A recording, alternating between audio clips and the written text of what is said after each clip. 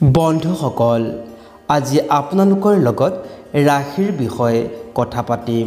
অৰ্থাৎ 1 মাঘৰ দিনটিৰ পৰা কোনকেইটা ৰাশিয়ে ভাগ্যত উন্নতি সাধন কৰিব তাৰ বিষয়ে আলোচনা কৰিম। বন্ধুসকল, কেনে আছে? নিশ্চয় ভালে চাগে। সদায় সুস্থ থাকক আৰু সবল হৈ থাকক আৰু মোৰ নতুন নতুন ভিডিঅ'সমূহ আপোনালোকে উপভোগ কৰি যাওক। বন্ধুসকল, কালি মকৰ সংক্ৰান্তি গ'ল। এই বছৰ ভগৱান সূৰ্য 14 জানুৱাৰীত মকৰ ৰাশিত প্ৰৱেশ কৰিলে। তেওঁ মকৰ ৰাশিত প্ৰৱেশ কৰিছিল ৰাতিপুৱা 9:03।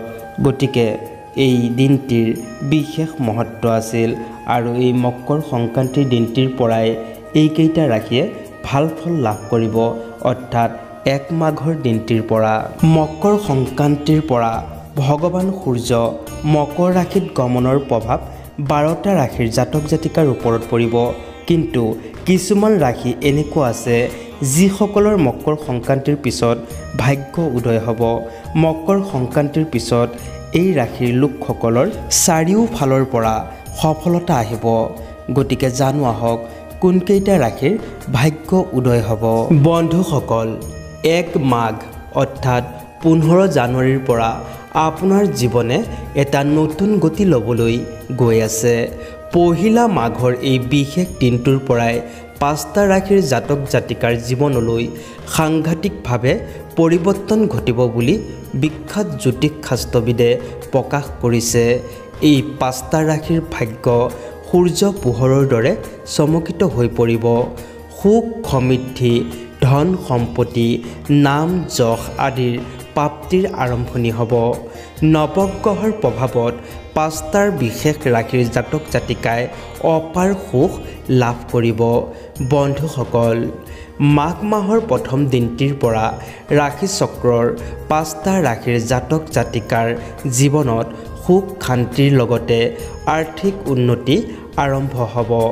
ধন অহাৰ সকলো পথ মুকলি হোৱাৰ লগতে উপাৰ্জনৰ মাত্ৰাও বৃদ্ধি হ'ব। যি 5টা ৰাশিৰ বিষয়ে ক'বলৈ ওলাইছোঁ, সেই 5টা ৰাশিৰ লোকসকলে প্ৰথম মাঘৰ দিনটিৰ পৰাই নিজৰ জীৱনত যি নিৰ্ণয় ল'ব বা যি সিদ্ধান্ত ল'ব, সেই নিৰ্ণয় বা সিদ্ধান্তই তেওঁলোকক যথেষ্ট লাভান্বিত কৰিব। ব্যৱসায় বাণিজ্য চাকৰি আদি সকলো কৰ্মতে তেওঁলোকে উন্নতি লাভ কৰিব। গতিকে জানো আহক কোনকেইটা ৰাশিয়ে সূৰ্য পোহৰৰ দৰে চমকিত হৈ পৰিব। ইয়াৰ ভিতৰতেই প্ৰথম ৰাশিটো হৈছে মেষ ৰাশি। এই মেষ ৰাশি জাতক জাতিকাসকলে 1 মাঘৰ দিনটিৰ পৰা এই জাতক জাতিকাৰ ভাল সময় আহিব। বিবাহিত লোকসকলৰ জীৱনসংগীৰ সৈতে সম্পৰ্ক অধিক সুন্দৰ হ'ব। ঘৰ মাটি বাহন আদি কিনিব পাৰিব। সন্তানৰ পৰা সুখ পাব। আপোনাৰ আত্মবিশ্বাস বৃদ্ধি পাব। কৰ্মক্ষেত্ৰত নতুন ধাৰণাৰে সুযোগ আহিব আৰু যদি আপুনি অংশীদাৰিত্বৰে কাম কৰি আছে তেন্তে এই সহযোগিতা ফলপ্ৰসূ বুলি প্ৰমাণিত হ'ব পাৰে। ব্যক্তিগত জীৱনত পৰিয়ালৰ সৈতে সময় কটোৱাৰ সুযোগ পাব। সুখ সমৃদ্ধি বৃদ্ধি হ'ব। সকলো কামতেই পদোন্নতি লাভ কৰিব পাৰিব। ভাগ্যই এই সময়ত আপোনালোকক সহায় কৰিব।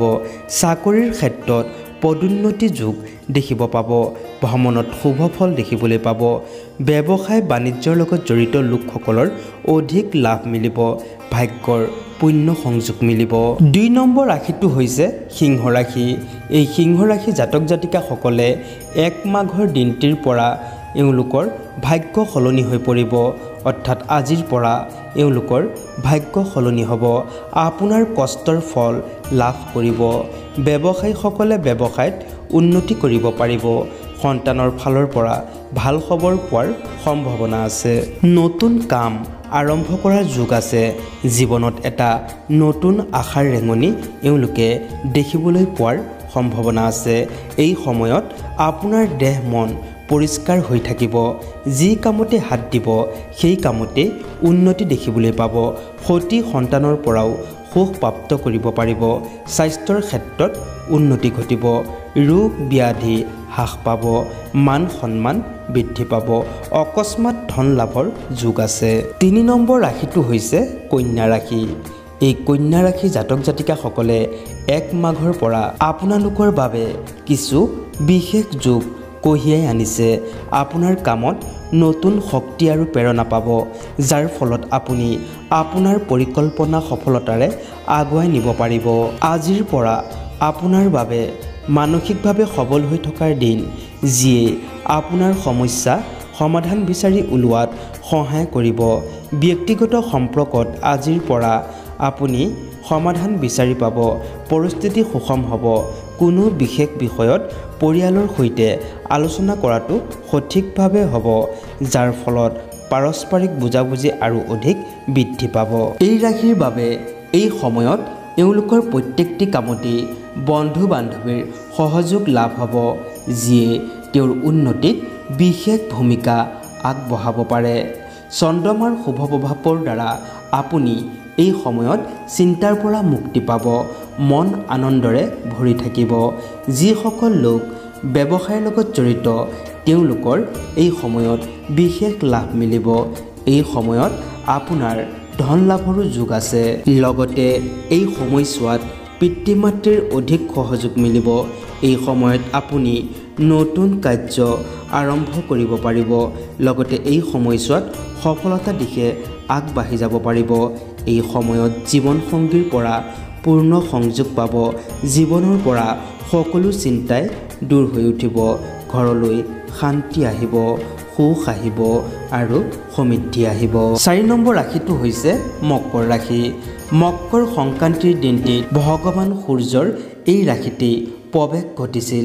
গতিকে মকৰ সংক্ৰান্তিৰ পিছত অৰ্থাৎ মাঘ মাহৰ 1 তাৰিখৰ পৰা এই জাতক জাতিকাসকলৰ বাবে খুব ভাল দিন আৰম্ভ হ'ব। স্বাস্থ্য ভাল হ'ব। দীঘলীয়া সময়ৰ পৰা স্বাস্থ্যৰ যি সমস্যা চলি আছিল সেইবোৰ দূৰ হ'ব। কেৰিয়াৰত উন্নতিৰ যোগ আছে। এই ৰাশিয়ে পৰিয়াল বা বন্ধু বান্ধৱীৰ প্ৰতি বিশেষ মৰম অনুভৱ কৰিব। সম্পৰ্কবোৰ আৰু অধিক মজবুত কৰাৰ এই সময় আপোনাৰ ভিতৰত এটা বিশেষ আত্মবিশ্বাসৰ সৃষ্টি হ'ব, যাৰ বাবে আপুনি বহুতো কঠিন কাম সহজেই সম্পূৰ্ণ কৰিব পাৰিব। ব্যৱসায়িক বিষয়ত আপোনাৰ ধাৰণাবোৰ স্বীকৃতি পোৱাৰ সম্ভাৱনা আছে।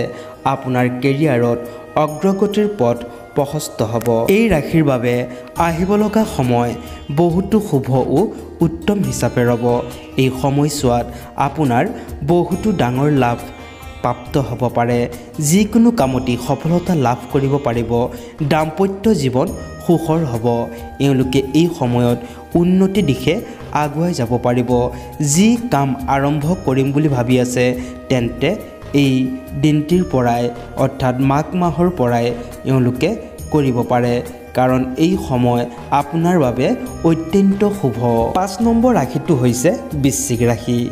ভগৱান সূৰ্য মকৰ ৰাশিত প্ৰৱেশ হোৱাৰ পিছৰ সময়খিনি বৃশ্চিক ৰাশিৰ লোকসকলৰ বাবে বৰদানতকৈ কম নহয়।